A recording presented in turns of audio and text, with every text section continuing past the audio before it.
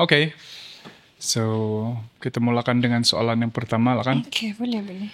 Okay, thank you. First of all, thank you for coming. Ini adalah motivasi saya untuk menginterview salah satu unduk ngadau yang paling latest adalah disebabkan oleh pemerhatian peribadi saya lah dengan unduk ngadau sebelum ini. Tapi saya tidak mau bias juga lah sebab mungkin saya ada satu pemerhatian yang saya rasa mungkin bias untuk diri saya sebab saya mungkin tidak aware dengan unduk ngadau dari mula. Saya nampak dia macam bermula si Kiwon baru dia nampak popular. Ataupun Kiwon 2010 12 kah? 12 kah? No, tidak. Baru lagi. 2017 17 16 macam. Baru tu. Itu baru macam yang okay, semua pun siapa next unduk begitu Pak. Tapi mungkin itu pemerhatian kami sebagai orang biasa, lelaki lah especially sebab bagi kami unduk ngadau ni adalah salah satu event yang major lah dalam keamatan dan saya nampak publik masih lagi pandang dia sebagai satu acara yang sama mood dengan beauty pageant yang lain. Tapi at the same time ada suara-suara yang mengatakan yang ini adalah berbeza. Ini ada keunikan dia tersendiri. Tidak hanya melihat kepada para serupa. Tapi personally saya nampak pemenang-pemenang dia semua cantik-cantik. Betul. Actually bagi saya unduk ngadau ini dia mula macam up lah begitu kan. Bilang kalau saya lah dia mula daripada 2016. Saya tidak tahu kalau ada yang masih ingat. Pemenang pada masa itu ialah Sherry Ann penampang dengan Clarissa Ogodong nombor 2. Yang dua orang ni yang hot lah masa itu, yang ramai yang sokong Clarissa, ramai juga yang sokong Sherry Ann. Masih ingat kan? Jadi saya rasa masa itulah yang unduk ngadau ni macam makin jadi bualan orang lah begitu. So apa yang kau cakap tadi tu, ramai orang cakap, ada yang beranggapan bahawa pertandingan unduk ngadau ni macam juga pageant-pageant yang lain macam Miss Grand kah, Miss World kah, Miss Universe kah. Sebab in the end yang paling cantik juga yang dipilih. Dan kalau bagi saya orang-orang yang dekat dengan komiti KDCA ataupun penggiat-penggiat kebudayaan ini, sudut pandang dorang ni ada lain sikit. Maksudnya dorang lagi faham unduk ngadau itu apa dan apa kaitannya, apa signifikannya dalam pesta keamatan begitu. So jadi bagi saya bagi saya seseorang yang tidak begitu aktif dalam bidang pageant yang lain, saya tidak pernah pun ikut macam Miss Grand kah, berbanding unduk ngadau yang lain, dorang sangat aktif dalam bidang pageant, which is pengalaman dorang lagi luas, dorang lagi banyak tahu lah. Kalau bagi saya yang paling ketara lah kita boleh nampak perbezaannya beauty. Saya rasa itu masih sama. Sebab saya tahu dia punya skema pemarkahan dia macam mana kan. Memang ada beauty lah. Kalau tengok di semua memang beauty yang paling tinggi, peratusannya paling tinggi juga. Tapi dari tahun ke tahun ada perubahan juga. Macam makin lama makin seimbang juga lah itu peratusan markah dia. And then apa yang membezakan dia dengan pageant yang lain yang sepatutnya orang faham lah tentang unduk ngadau ni, kita punya pertandingan unduk ngadau cultural beauty pageant lah kita sebut di sini, which is we are the longest paling lama di Malaysia lah sebenarnya, cultural beauty pageant paling lama di Malaysia. Tahun ini kita sudah sambut pun kali ke 65 tahun. 65 tahun. So bila bercakap tentang cultural beauty pageant, of course unduk ngadau itu membawa makna yang tersendiri. Kita tidak ikut dengan pertandingan macam Miss World, Miss Grand contohnya. ada swimsuit. Tiada, kita tiada itu. Dan dari kita catwalk saja bang, pun sudah nampak perbezaan yang ketara. Catwalk kita itu dia lebih kepada lemah gemalai, lebih kepada ciri-ciri sopan santun. Rambut lagi gong. Rambut pun itulah perbezaan yang paling ketara. Sekarang kita sudah ada 2 jenis dandanan rambut lah, boleh gong ataupun tinimbuku. Semenjak beberapa tahun ini, unduk boleh pilih antara 2 itulah, gong ataupun tinimbuku. And of course kita show kita punya keunikan baju-baju tradisi yang ada di Malaysia, ada di Malaysia pula, ada di Sabah. Dan happy juga sebenarnya sebab makin lama, tahun ke tahun, makin banyak baju baru yang muncul. Tahun ini apa baju yang kau tahu yang muncul? Yang warna biru. Warna biru. Saya pakai baru-baru. Actually saya pun baru tahu actually. Rupanya ada warna biru. Baju Dusun Sandayo Paitan ada 2 jenis fabric yang kena guna. Which is satu hitam, satu tu dia bukan biru betul. Si Datuk Joanna bilang indigo. Indigo itu nila. Ya, warna itu nila. Dia bilang ini, tapi untuk warna indigo ini bukan sembarangan orang boleh pakai. Macam yang hitam itu siapa-siapa boleh pakai di waktu dulu lah. Sekarang dia bilang Datuk Joanna ini hanya untuk kepada pemimpin ataupun ketua-ketua ataupun isteri kepada pemimpin ataupun ketua-ketua itulah. Begitu. Macam panjang pula saya bercakap. Oke. Memang diperlukan jawaban. Saya punya pikiran yang seterusnya adalah keyword sakral ataupun kesucian unduk ngadau lah. Sebab timbul satu isu apabila salah seorang daripada peserta unduk ngadau yang lalu buat video viral di Thailand, menyebabkan banyak orang bash sampai kena turun dia punya kira mahkota lah kan. Dan membuatkan saya berfikir, adakah unduk ngadau ini berkait rapat dengan adat sampai boleh kena sogit segala, sedangkan secara tradisinya ataupun adat pun setidak nampak dia punya lineage yang macam kau cakap tadi baru 68 tahun. Dan dia tidak sama era dengan adat-adat yang lain. So macam mana kita punya pendapat kalau itu? Saya masih ingat lagi hari itu saya pergi London kan. Saya dibagi pilihan untuk bentang apa tajuk yang kau rasa menarik untuk kau show dengan orang luar, dari negara luar. Dia bilang, Datuk Joanna masa itu. Terus saya bilang, Datuk bolehkah saya share tajuk pasal kita punya legenda Hominodun. Saya bilang. Lepas tu tengah buat slide, and then saya minta dia check lah. Ngam kah tidak begini? Di slide saya tu kan tertulis the myths of Hominodun. Ini salah, dia bilang. Hominodun is not a myth. It's a legend. Dia bilang, so, oh wow.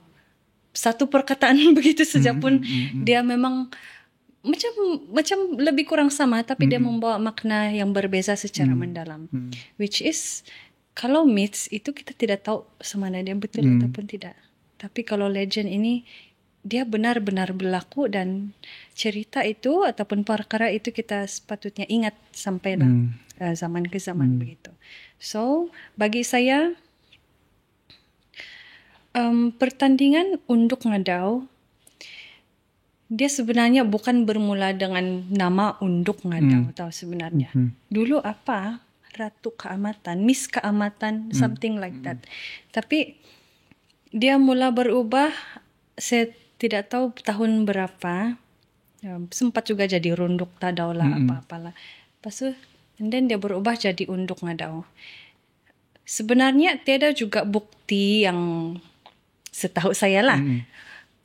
Yang unduk ngadau ini it's macam sacred kah? Apakah mesti dijalankan atas dasar adat kah? Tidak juga begitu.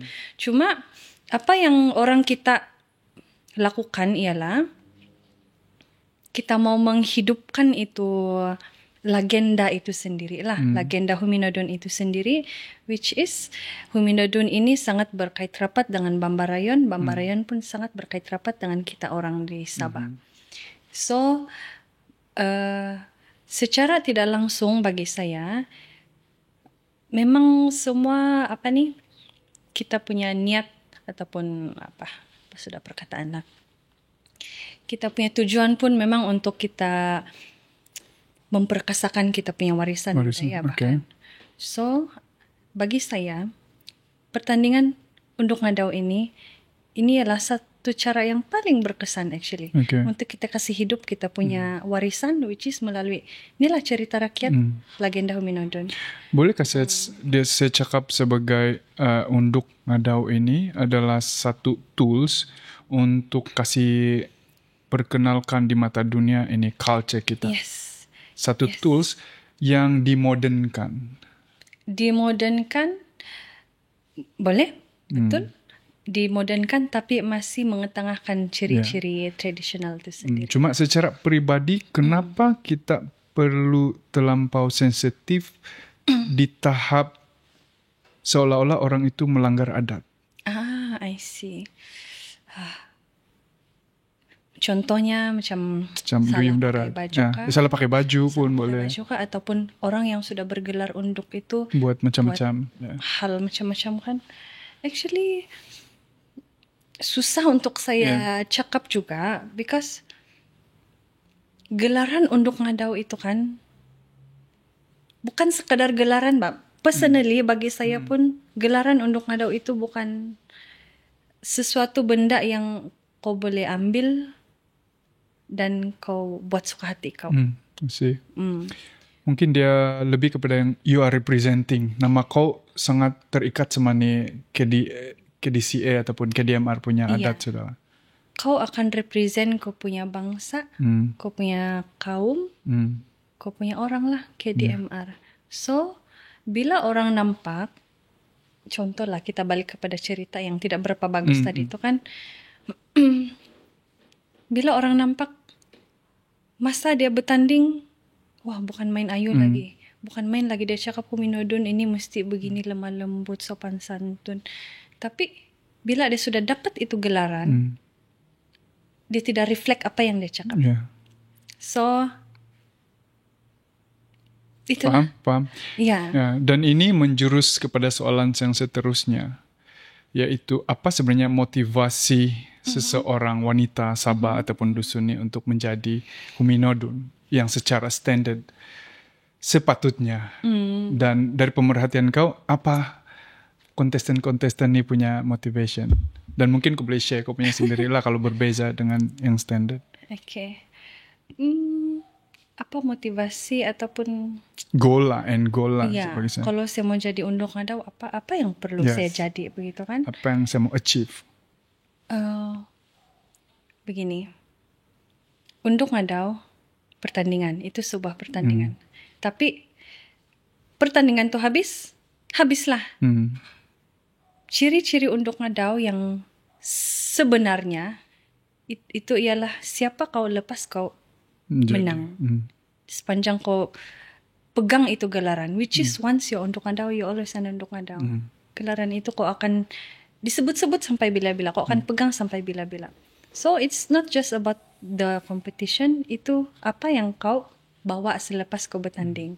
So berbalik kepada soalan tu, apa motivasi kepada sumandak-sumandak yang mau join Unduk Ngadau? Bagi saya, kita balik kepada legenda Huminodon tadi. Huminodon ini dia sangat dikenali dengan dia punya sacrifice. And then, macam mana kita mau bawa sacrifice itu di zaman yang sekarang ini? Bagi saya, itulah macam mana apa yang kau boleh sacrifice, apa yang kau boleh sumbangkan balik kepada kau punya orang sendiri, kepada kau punya community. Saya agak kecewa kalau Unduk Ngadau itu dia hanya dilihat hanya sebagai satu trofi begitu sajalah. Bukan sebab apa yang dia boleh buat untuk dia balik kepada dia punya masyarakat. Which is itu juga deep down itu harapan saya untuk Ngadau yang akan datang lah, which yang apa dorang boleh buat, dorang ada kebebasan untuk buat sesuatu kepada dia punya community. Jadi itulah maksud saya, sacrifice apa sumbangan, apa manifesto yang kau boleh buat kepada kau punya community, tidak kisahlah apa. Yang penting lebih kepada pembangunan ekonomi kah, kau punya masyarakat kah, tidak kisahlah. Di kau punya kampung sendiri pun, actually ada something you can sacrifice, ada something yang kau boleh sumbangkan. That's the real Huminodun untuk Ngadau bagi saya. Itu in term of orang bilang philosophy of the whole competition kan. Tapi in reality dari pemerhatian kau apa sebenarnya yang orang boleh apply ini gelaran, sama ada dari sudut tourism lah contohnya. Ini yang bukan philosophical sudah lah. Tourism, memperkenalkan budaya, apalagi untuk bisnis, personal punya bisnis. Biasanya untuk Ngadau ini, contoh lah macam saya sepanjang saya digelar apa nih? Untuk Ngadau Kebangsaan 2024, ada banyak brand-brand ataupun kementerian sendiri pun panggil saya untuk jadi ambassador. So, kalau bilang pasal tourism, ada. Boleh jadi ambassador untuk tourism Malaysia. Macam Sabah, saya pergi London pun di bawah tanggungan Sabah Tourism Board. Dan satu lagi, untuk support kita punya produk-produk lokal, community, saya jadi ambassador juga untuk produk industri kecil dan sederhana di Sabah lah. Which is sangat bagus. Sebab kalau untuk Ngadau ni kebanyakan orang di Sabah tahu kan, kenal. So ada tu mata. Ya. Ya, fair. Ya, betul juga lah. Dan saya nampak memang inilah yang jadi goal lah kan, untuk setiap orang untuk jadi untuk Ngadau, untuk jadi seseorang. Yeah, what I hope is bila jadi ambassador itu kan not just kau bergambar dan buat video begitu, itu semua orang boleh buat actually. Apa yang saya harap lah this future untuk Ngadau kan, bagilah dorang peluang untuk macam bagi sumbangan daripada idea dorang sendiri. Macam mana untuk tolong dia punya community sendiri. Ya, begitu sebab kalau bilang pasal funding ke apa itu semua senang sudah bila kau sudah jadi untuk Ngadau. Dalaman dari kau punya skill sudah sedia. Kau bagi tahu saja apa kau mau buat, kau sepatutnya kau boleh buat. Tapi maksud saya di sini jangan hanya boleh kasih cakap begini ya. Jangan hanya orang yang duduk tunggu arahan, kau buat begini, kau buat begitu, kau buat begini. Ya, membuatkan saya terfikir satu benda lah. Adakah penjurian pemilihan untuk Ngadau itu cukup lengkap untuk filter out beauty beauty with brain saja, dengan mungkin dia ada reputasi sebagai seorang pemimpin yang boleh buat kerja, tapi masih boleh dikalahkan oleh yang muka orang putih tinggi macam tu. Ya, gitu lah. So macam mana? Adakah kita punya penjurian ini cukup bagus untuk filter out orang begitu? Personally, kita punya sistem penjurian setakat ini bagi saya belum lengkap. Belum sampai ke tahap itu. Sebab every year, hampir setiap tahun masih benda yang sama berlaku. Jadi selagi kita tidak tukar, actually juri ini pun ikut juga macam mana pembahagian peratusan markah yang dorang dapat, macam mana template pemarkahan yang dorang dapat, itu juga dorang terpaksa ikut. So untuk buat template itu, pemarkahan itu bukan satu orang yang buat, semua. Perlu ada meeting apa dan sebagainya. So bagi saya belum perfect. Kita punya penjurian. Masih boleh. Sepatutnya ada yang lagi hebat macam ada ciri-ciri kepimpinan kah. Tapi still dia akan kalah. Sebab dia sebab saya cakap begitu, sebab saya tidak tengok the whole process of undang adaw lah. Saya tengok sikit-sikit saja. Ada certain masa saya terdengar yang bila itu kontestan menjawabkan, dia punya jawapan terlalu ringkas dan boleh ketara yang menghafal lah contohnya, ataupun kita tidak nampak dia punya credibility sebagai seseorang yang boleh berfikir bah. Sebagai seseorang yang betul-betul layak untuk mewakili kita punya. Jadi macam kalau begini, in case dia menang, apa yang kita boleh expect dia boleh buat, sedangkan bercakap di depan pun susah, perlu dihafal ataupun perlu kena brief. So macam mana nih? Begitulah saya punya pikiran juga. Tapi at the same time kita tahu juga reality dia yang mungkin bukan mau saya cuba untuk tidak rasa kedengaran macam merendah-rendahkan lah. Tapi mungkin masih kurang sumendak Sabah yang ada credibility yang tinggi. Ataupun once kau educated enough, kau tidak mau sudah ikut ini. Dan masih ada tuh persepsi untuk ngadaw ini adalah untuk orang yang mau show off dia punya beauty saja, tidak kira, dan mau macam itulah.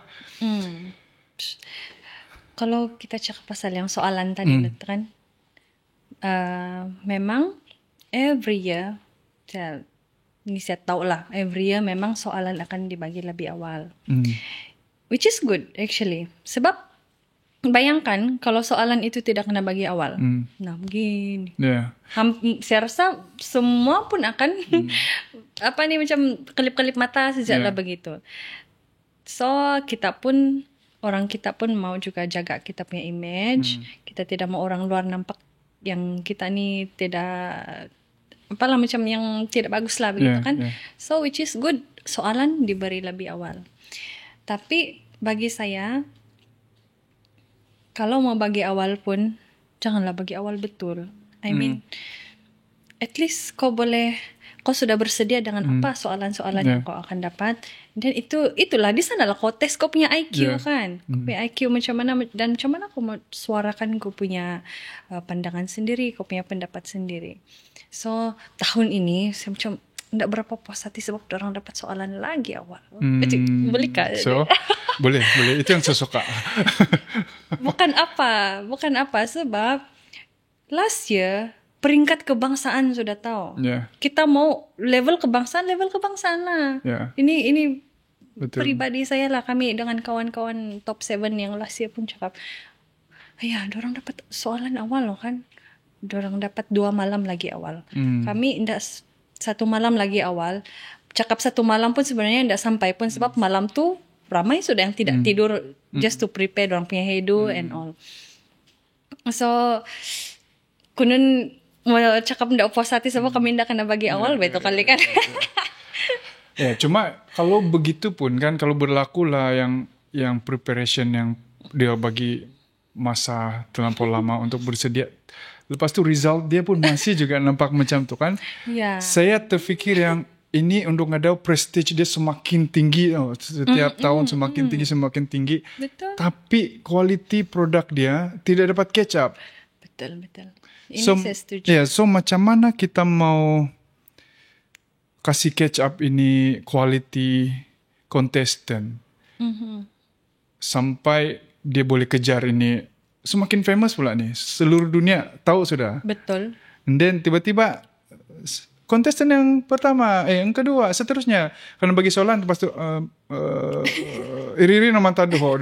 Alamak, kalau begini, saya bilang. Setakat mana sajalah kualiti kita punya untuk ada kalau begitu.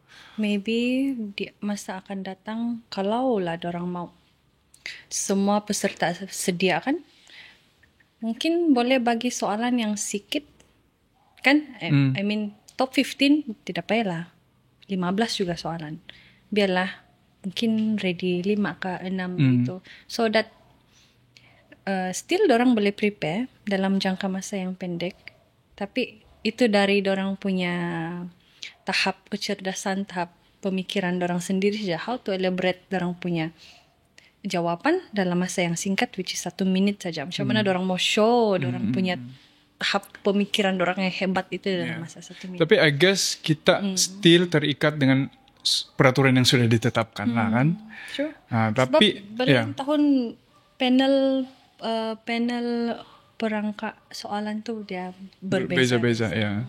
Ya, tapi at the same time the goal I guess is I suppose sama.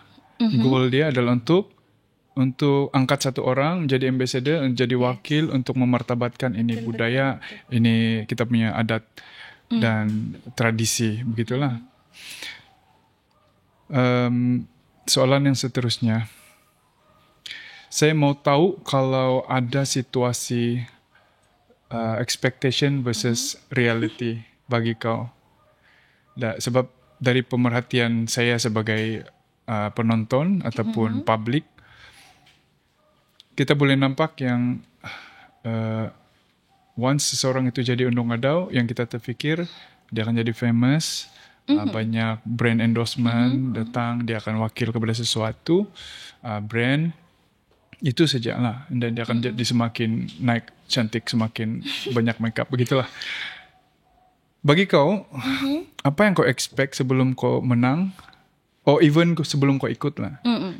Dan apa reality dia?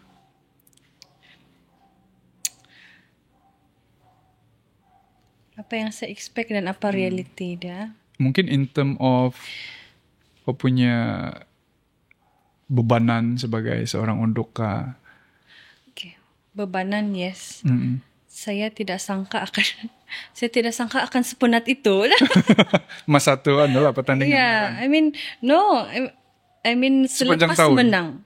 Selepas menang, saya tidak sangka akan sepenat itu. Tapi dalam masa yang sama, saya belajar banyak benda, which I'm thankful for it. Saya sangat bersyukur untuk peluang itu, dan itulah bebanan.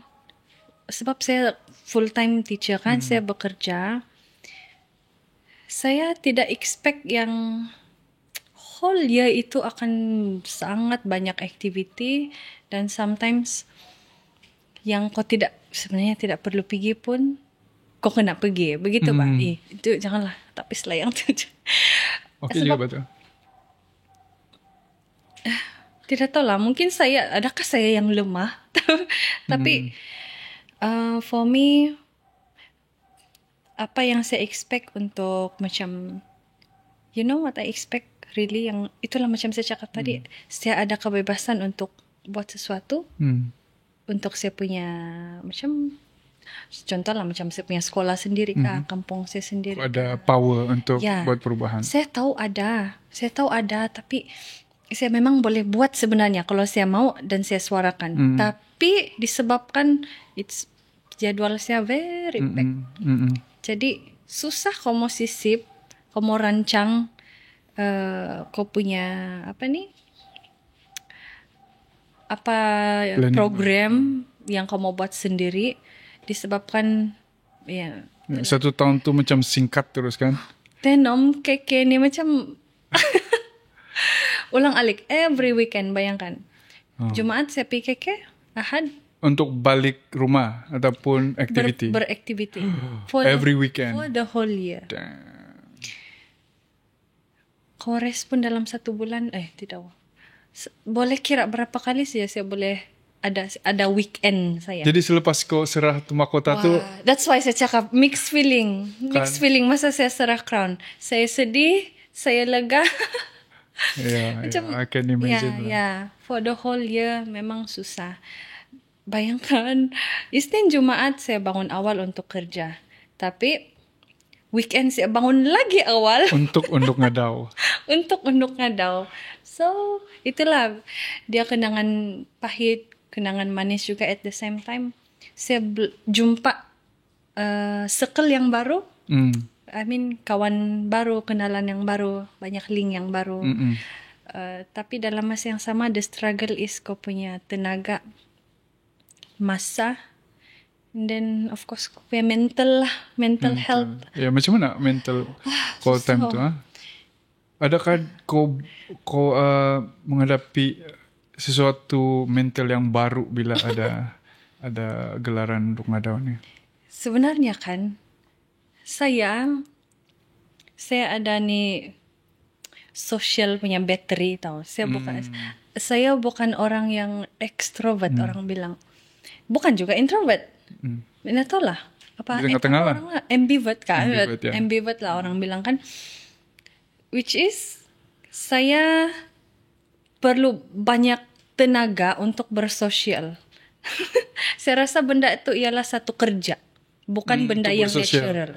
Iya, itu kerja. So bila kita bekerja, kita penat. Yeah. Jadi mentally itulah saya rasa saya dalam masa 1 tahun ni kan saya punya mental kan sudah macam tagap sudah sikit kali saya rasa gara-gara ini, which is good actually. Ini bantu saya lah dalam perkembangan mentally saya untuk lebih mahir untuk bersosial dengan orang, lebih mahir untuk secara tidak langsung actually kau sendiri pandai adjust kau punya tenaga macam mana, macam adjust kau punya mentality macam mana. Ini okay bani, macam kau just bercakap macam biasalah, kau just communicate macam biasa. Sendiri kasih sedap hati diri sendiri. Kalau tidak kau akan penat. So mainly kau punya mental struggle is because of socializing and activities lah. Yes. Dari aspek lain macam cyberbully ke ataupun cyberbully. Saya baca juga komen, tapi saya sudah set di kepala saya, bukan semua orang suka kau, bukan semua orang setuju kau menang, bukan semua orang rasa kau cantik, bukan semua orang rasa kau ni yang paling pintar. Ada lagi unduk Ngadau lain yang lagi layak menang dari kau. Saya sudah set minda saya begitu, so ready lah. Saya ready baca komen, just kasih limpas begitu je lah. Kalau ada komen yang negatif lah. So saya rasa cyberbully pasal itu saya okay. So in term of kau punya life as a whole, adakah menjadi Unduk Ngadau ini memberikan kesan yang signifikan secara mental ataupun just biasa saja? Macam mana?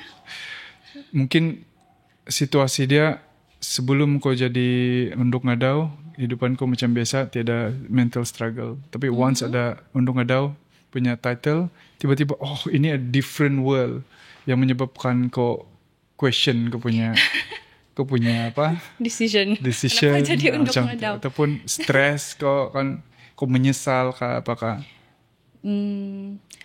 Confirm ada. Saya rasa mana-mana Unduk Ngadau pun hebat lah dia. Kalau dia dari dulu memang mentally ready untuk apa yang akan berlaku bila dia sudah di Unduk Ngadau. For me memang ada struggle which is bagi saya lah, taulah saya ni pergi mana-mana pun drong-drong yang macam orang kampung lah, orang bilang yang macam mau bersiap pun ala kadar saja begitu. Tapi itulah saya bilang, lepas aku jadi Unduk Ngadau, kok of course lah kau kena jaga kau punya penampilan. Kau kena hati-hati dengan kau punya pertuturan which is bukanlah si cakap saya ni tidak bagus dalam pertuturan, tapi kau kena extra careful lah dalam aspek itu. Jadi mana-mana kau pergi kan, contoh lah, selalu kan saya balik dari kerja, taulah kalau macam disebab di sekolah saya ajar sukan ba. Jadi cikgu PJ. Iya, aku tahu panitia PJ lagi ini kena bagi. Sebelah yang buruk sudah lebat tiada lagi muka-muka Unduk Ngadau kan, tapi ada orang kenal. Karena bawa bergambar lagi. Naka malu. Saya bilang, tak boleh lain kali. Kalau penat pun terpaksa juga kau mau juga bilang. Kalau PJ memang kau tidak pakai makeup lah kan. Kau pakai makeup pun yang cair. Habis dipandang juga kan. So, saya bilang, ini something that saya mesti prepare begitu. Walaupun bukanlah selalu begitu. Kadang-kadang memang kalau sudah penat kau pun malas mau touch-up lagi kan. So itulah something yang quite a struggle untuk saya, sebab benda itu sebelum saya jadi undok ngadau bukan jadi kebiasaan. Bukan kebiasaan saya untuk bercantik-cantik begini, bermakeup begini, ala kadar saja. Begitu. Apa orang bilang ini macam imposter syndrome juga sikit-sikit lah kan. Dengan undok ngadau lah saya sendiri belajar makeup. Belajar makeup, belajar macam mana mau dandan rambut sikit. Walaupun ndaklah sehebat manapun, tapi at least itu kan perkara yang bagus juga kan untuk diri kita sendiri. Kau belajar benda yang baru begitu. Ya, berapa dalam kau fikir tentang diri kau yang kau boleh kaitkan dengan kau punya self lah, macam sekarang saya ada gelaran unduk ngadau. Adakah saya mau jadi seseorang seperti apa yang orang expect kepada diri saya? Adakah saya sanggup untuk mengadapt satu personality lain? Ataupun saya just jadi diri saya sendiri? Pedulilah apa orang cakap. Kok ada tuh dilema kah? Untuk jadi orang lain itu saya rasa tidak ada. Saya tidak itu pemikiran yang begitu, but still lepas dapat gelaran unduk ngadau tu saya ada cakap dengan diri saya sendiri, you must show the best, be the best. Macam apa yang orang expect itu, contohnya macam yalah sudahlah kau kan, bagus banyak cikgu menang unduk ngadau, cantik lagi apa. Jadi of course lah kita cuba untuk fulfill dorang punya expectation. Itu yang saya terfikir lu juga. Yang macam mana dorang punya pikirannya. Memang expectation orang, fulfill expectation orang itu saya usahakan setakat yang saya mampu, tapi saya tidaklah melebih-lebih macam si Helen itu gemuk sekali tu. Tidaklah saya macam pergi macam suntik ke apa just to fulfill orang punya expectation. Tidaklah sampai teruk sebegitu lah. So kadang-kadang kalau macam artis lah contohnya, tiba-tiba dia top kan, dia akan ada tuh struggle untuk yang adakah saya masih boleh jadi diri sendiri bila setiap mana saya pergi pun saya kena gambar, lepas tu saya orang report tentang saya. Tak jual sampai begitulah. Walaupun kadang-kadang sedih juga. Unduk ngadau ni satu yang tidak berapa bagus kan, in every pageant lah saya rasa dibanding-banding. Ya. Dengan orang kita punya netizen punya otak lagi nih. Bukan setakat dengan sepatutnya dia yang boleh menang, tapi winner last year bukan begini. Begitu Pak. Kena jugalah di hati. Cantik lagi yang winner last year kan, dapat tahun ni macam mengecewakan. Kena batu di hati. Tapi namanya pun pertandingan. Speaking of mental kan, bukan mental lah, perseverance lah. Saya rasa kok ada ikut beberapa kali sebelum menang. Ada kan? Ada. Apa yang motivate kau dan apa yang kau rasa membolehkan kau mau coba beberapa kali? First saya join 2016. Second time 2022. Jauh gap dia tu. Sebab saya study kan. 2022 join di BKK. 2016 tu di Tuaran. 2022 try di BKK. Tidak pas pun PKDCA. Then 2023 join lagi unduk ngadau, tapi not under KDCA lah. Ini yang punya saja. Apa yang mendorong saya untuk join lagi? Sebab kau belum ada tu kepuasan. Selagi kau boleh cuba, you know you can do better. You know you can actually win this. Why not? Selagi kau masih ada cukup umur, cubalah lagi. Sebab dengan pengalaman saya daripada 2016, dari 2022, 2023, banyak saya belajar. Banyak improvement yang saya rasa saya boleh show lagi kepada orang di tahun 2024 tu. So itulah apa yang saya buat. Saya boleh imagine motivation seseorang untuk menang satu. Contohnya untuk any competition lah, ada dua lah. Satu adalah kau mau coba menang supaya kau boleh contribute kepada orang, saya boleh buktikan. Sebab kalau tidak, macam politik lah juga, dia punya dilema. Sama ada, kau mau menang itu supaya kau ada tools untuk bantu. Sebab selagi tidak menang, saya tidak boleh showcase saya punya kebolehan ataupun saya tidak boleh menyumbang. Kedua adalah untuk kepuasan diri yang I can do better. Saya tidak puas hati selagi saya tidak menang. So antara dua itu mana yang lebih berat? A little bit of this and a little bit of that lah. Saya rasa seimbang juga lah bagi saya. I know I can do better. Dan kalau saya menang, I know I can do something for my community. Begitu. So syukur juga lah sepanjang 2024 itu, walaupun ramai orang tidak nampak sebenarnya, macam apalah sumbangan kau sepanjang tahun 2024, orang tanyakan, saya pun susah mau jawab sebab begitu banyak, kau rasa banyak sudah kau buat tapi still orang tidak nampak. Kau mau sedih pun buang masa juga kau mau sedih, bukan semua orang list down semua lepas kau post kan. Itulah bukan yang tahu je tahu gitulah kan. Yang tahu je tahu. Saya sudah ada kepuasan, saya sudah ada macam kau sudah buat yang termampu, yang sebaik yang boleh kepada kau punya community, kepada bantu siapa-siapa, sudah cukup untuk saya lah. Tidak perlu untuk saya macam kau tidak tahu apa saya buat. Tidaklah seperti itu. Tapi secara benda yang memuaskan diri kau lah, kau rasa apakah tools yang kau dapat yang baru ataupun kebolehan, boleh jadi popularity atau boleh jadi ambassador punya title, yang kau rasa paling berguna, yang kau boleh pakai next years of kau punya life? Apa tools kau, apa kebolehan kau? I mean, benda yang kau dapat dari Unduk Ngadau ni lah, menjadi Unduk Ngadau. Apa sesuatu yang kau rasa kau boleh carry sebagai tools kau untuk hidup dan untuk community? I see. Benda yang buat saya senang hati lah, yang sepanjang aktiviti yang saya sudah buat kan, saya banyak buat CSR lah, which is community punya service kan. Lain rasa dia tau. Kau rasa senang hati bila kau tolong orang dan orang tu sangat bersyukur dengan apa yang orang dapat walaupun tidak banyak. So saya rasa itu ialah benda tools yang saya masih boleh buat.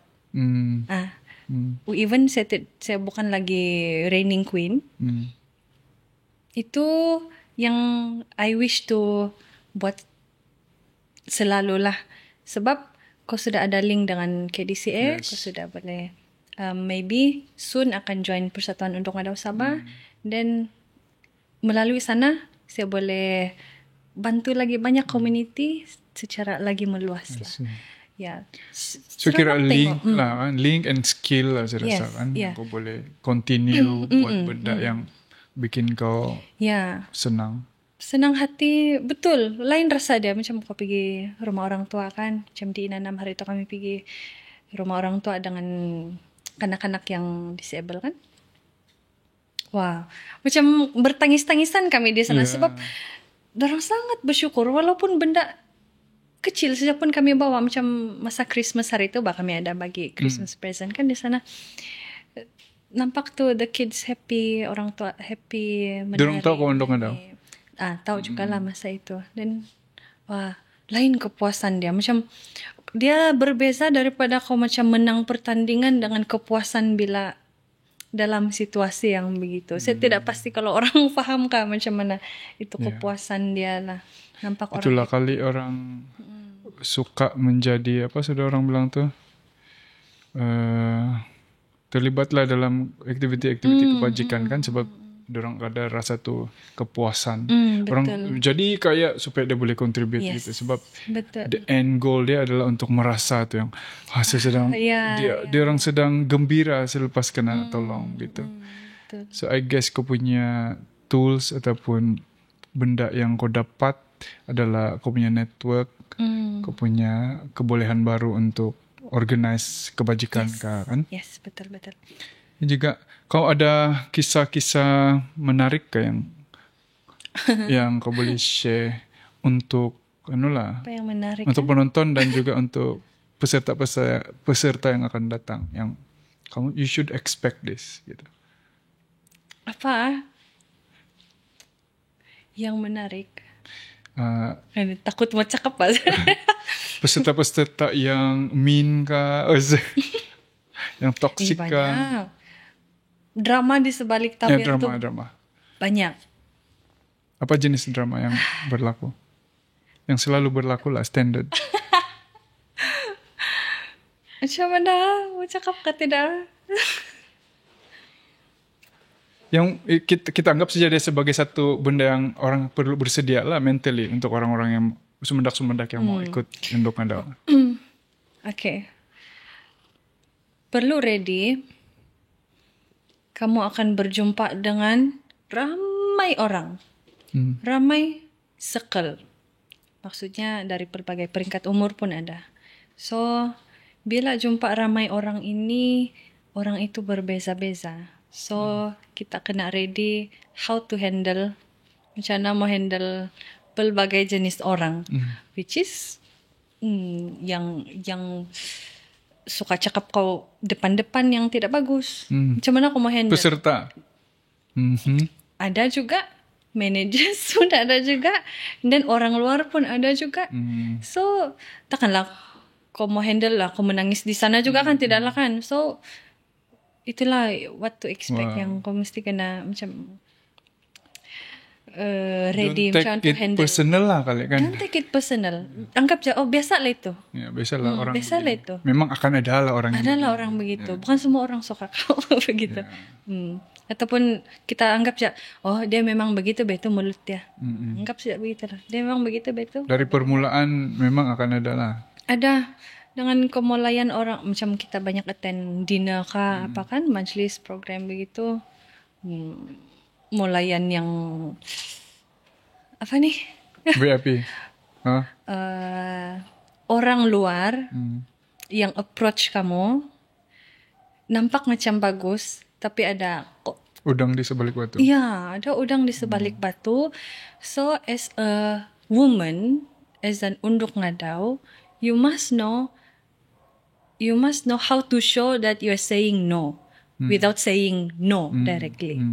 Maksud saya, pandai-pandai kau menolak, jaga diri kau sendiri. Sebab it's tidak berapa, ada orang berani cakap no directly, tapi saya bukan jenis orang begitu.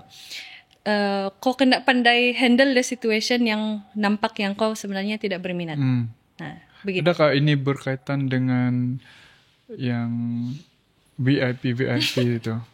Begitu punya situation nggak? Tidak semestinya VIP pun. VIP. Orang kaya.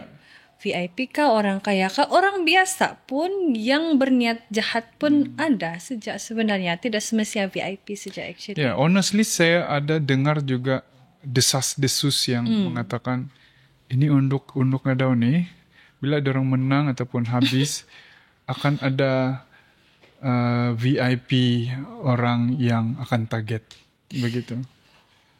Sejauh mana kebenaran itu? Ini yang paling panas punya soalan nih di dalam nih dalam nih podcast. Sejauh mana kebenaran dia? Sekejaplah saya minum dulu dengan adanya berita-berita yang membuktikan juga kan. Alamak, macam mana ini ya? Backstory dia, saya sebenarnya pernah interview orang putih kita.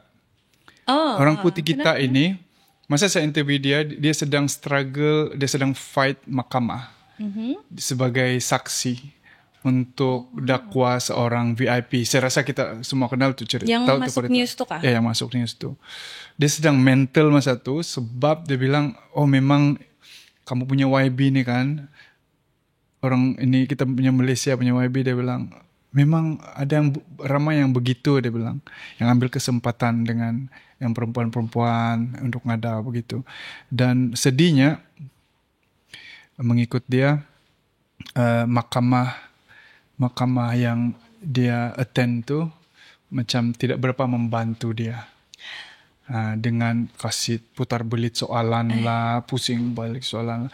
So dari sana saya macam ada anggapan yang mungkin kita punya VIP ni orang-orang besar ni dia ada kuasa yang besar sehingga dia mampu mempengaruhi ekosistem macam contohnya Undok Ngadau.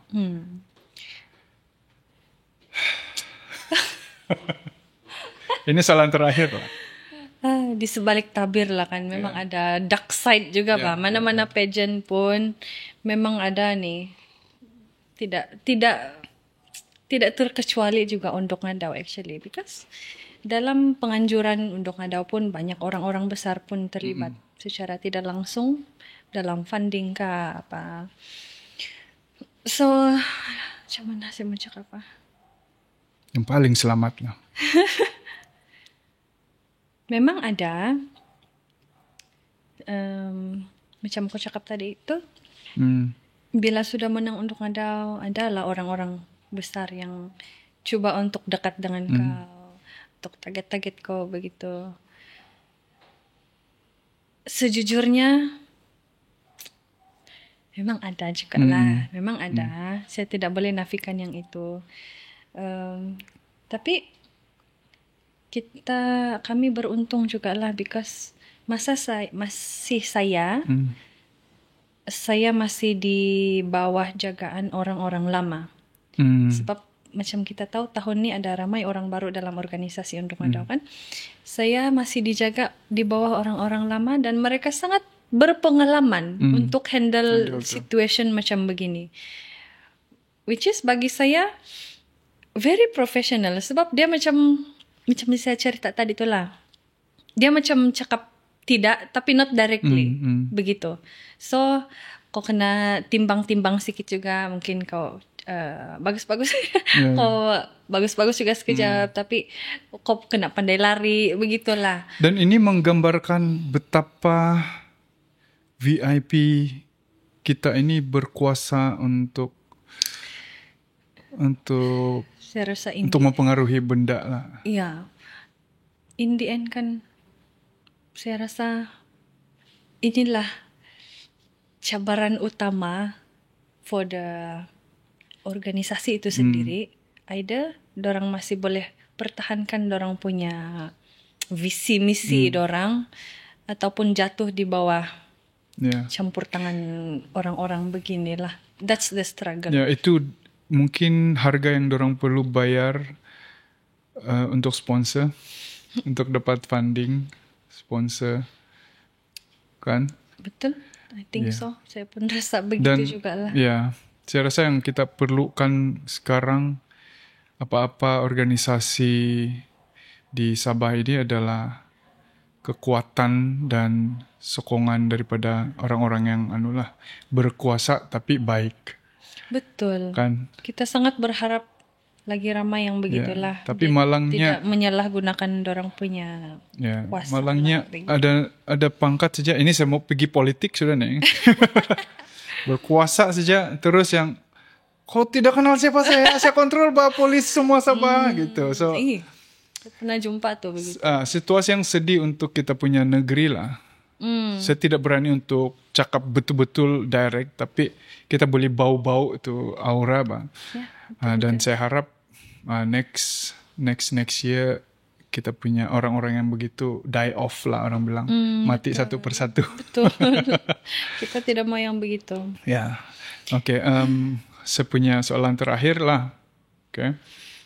Apa yang kau harapkan akan berlaku di Undok Ngadau untuk masa-masa yang akan datang yang kau belum experience, yang kau belum nampak sekarang?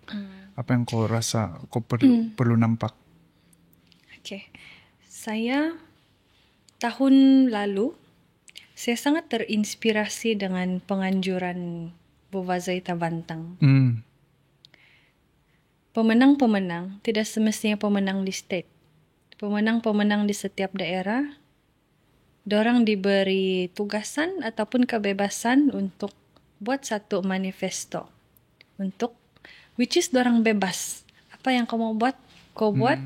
Kau belajar macam mana untuk cari funding. Kau belajar macam mana cara untuk anjur program itu, atur program itu sendiri. Saya sangat terinspirasi. Itu yang bagus kan? Ya. Tanya untuk si Casey lah, sebab dia yang... Ya, apa beza nih Bu? Ini dengan Mr. Keamatan? Sorry? Yang Mr. Keamatan dengan... Sama, cuma dari branding. Mr. Keamatan. So tiada dalam Mr. Keamatan sudah? Mr. Keamatan tiada sudah. Tukar pergi Bu Vazai Tabantang. Bu Vazai Tabantang pun tukar lagi jadi Randawi Keamatan. Randawi Keamatan. RTK, Randawi. Untuk tahun ini itulah? Randawi. Randawi Bu Vazai Tabantang. Randawi Keamatan. Ya, tukar lagi sebab baru diterima masukan di KDCE nih. Randawi Keamatan, so orang kena rebrand lagi balik lah begitu. So Mr. Keamatan pun mula baru-baru juga kan, few years ago lah. Tidak selama untuk ngadau lah. Tapi dia cepat-cepat dia transition pergi nama-nama lain. So, okay. Ya, so itulah saya harap Unduk Ngadau, next Unduk Ngadau kan ngam-ngam juga organisasi yang saya dengar-dengar organisasi yang baru ini pun ramai orang muda. So mungkin dorang boleh buat sama macam begitulah. Which is bagi mulai dari peringkat daerah, bagi tugasan dengan Unduk Ngadau, build dorang punya kemahiran untuk memimpin, untuk berkomunikasi dengan orang, untuk berurusan dengan orang-orang, which is ini kan part of women empowerment juga Bang, yang seperti yang kita cakap-cakap juga Unduk Ngadau ini pun berkait rapat dengan women empowerment. So why not buat benda ini juga kepada organisasi Unduk Ngadau itu sendirilah. Supaya dia inpa dengan prestige Unduk Ngadau itu. Sebab generasi muda sekarang dorang banyak idea. Dorang mungkin boleh anjur program itu belum tentu lagi sama dengan macam orang lama buat. Mungkin dorang sudah banyak digital kah we don't know. Mungkin itu cara itu lagi berkesan untuk promote kita punya warisan adat budaya di Sabah kan. So itu harapan terbesar saya, itu yang saya sebut-sebut dengan kawan-kawan saya. Bagus loh kan orang begini. Bagus ya kalau Unduk Ngadau pun ada buat begini begitulah. Iya. Ya, tapi lucu juga yang baru mau up punya pertandingan itu yang buat lagi advance daripada Unduk Ngadau. Apa itu? Ya, itu yang kebolehan untuk organize benda. Itu dari MRK punya site kan. Yang bagus lah untuk implement. Cerita pasal Mr. Keamatan kan dorang ni diinspirasi daripada Huguan Xiao kan dulu. So Huguan Xiao ni of course kebolehan memimpin itu mesti hebat. So that's why dorang implement begitu Bang. Betul. Dalam Unduk Ngadau itu yang kita boleh belajar daripada MRK lah bagi saya. Bukan untuk membanding-bandingkan, bukan untuk cakap Unduk Ngadau ini tidak bagus, tapi kita boleh belajar daripada organisasi lain. Make sense juga. Huguan untuk leadership, Unduk Ngadau untuk sacrifice, Huminodun gitulah kan. Okay. Make sense lah.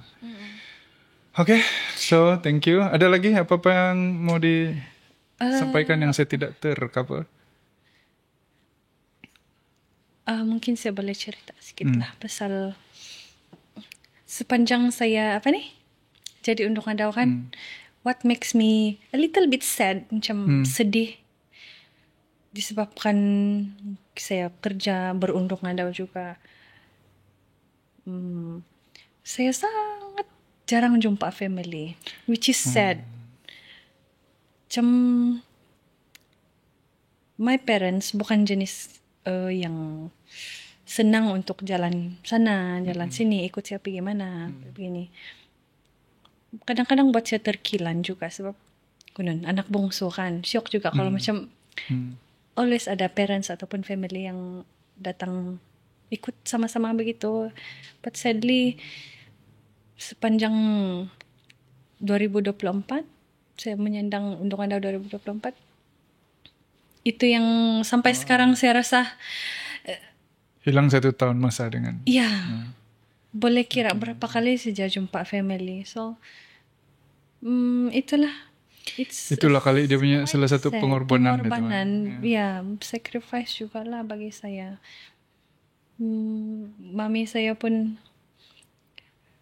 saya tahu dia sedih, tapi at the same time dia coba untuk faham situasi saya. Macam hendaklah si adik tu macam dia sibuk betul, sibuk lagi kerja, sibuk lagi dengan dia punya aktiviti. Dia bilang bila dengar begitu kan sedihnya, macam bukan kita tidak mau, tapi memang sangat sibuk. Macam saya kecewa dengan diri saya bila ada masa yang I choose this berbanding saya punya family begitu. Itu bilang.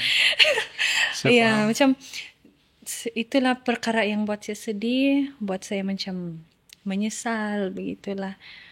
So ada satu kali itu nih kita cerita lah sedikit kan. Selepas menang itu kan sepatutnya ada satu party untuk all the winners.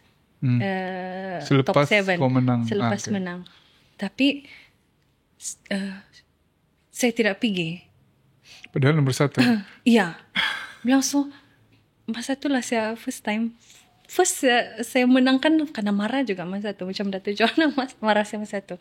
All the sponsors were looking for you. Mana tu winner? Dia bilang begitu.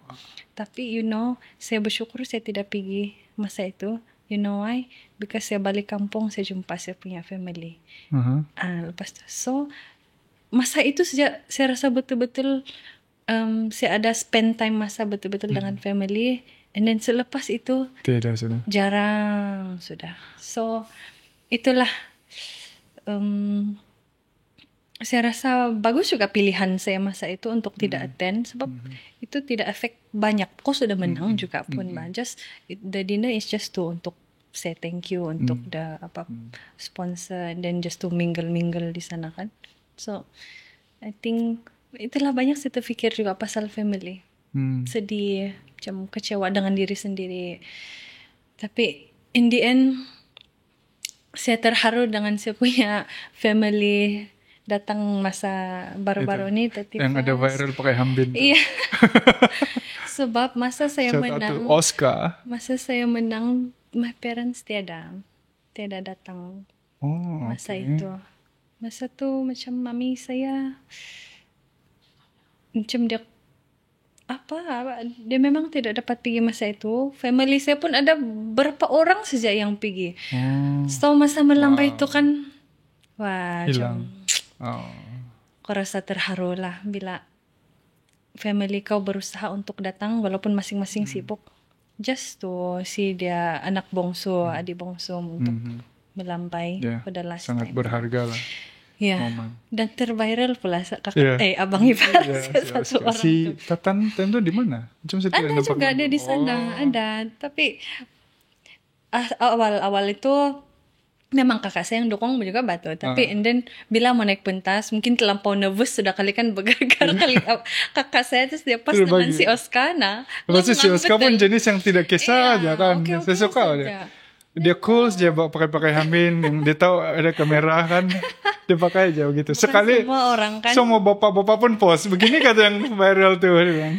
Itulah itu semua orang menang hambin juga tapi bukan semua orang berani pergi atas pentas with all the saya sendiri pun kan. Saya rasa saya akan buka tuh hambin saya bawa begitu untuk kontrol cool kan. Tapi si Oscar hebat lah. Iya, cool saya sangat respect dia. Ya. Tapi selepas ni your time with family baliklah. Ya, betul.